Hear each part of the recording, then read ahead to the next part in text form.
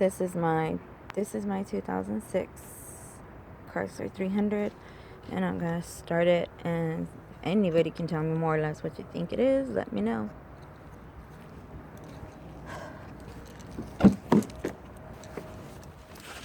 Here we go.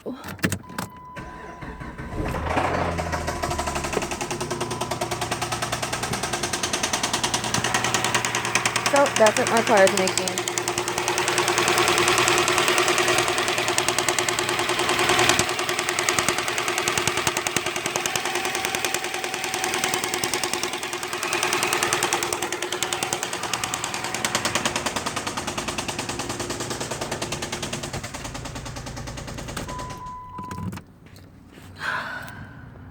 So if you guys can help me out, let me know more or less what you think it is, because I don't want to have to junk my car.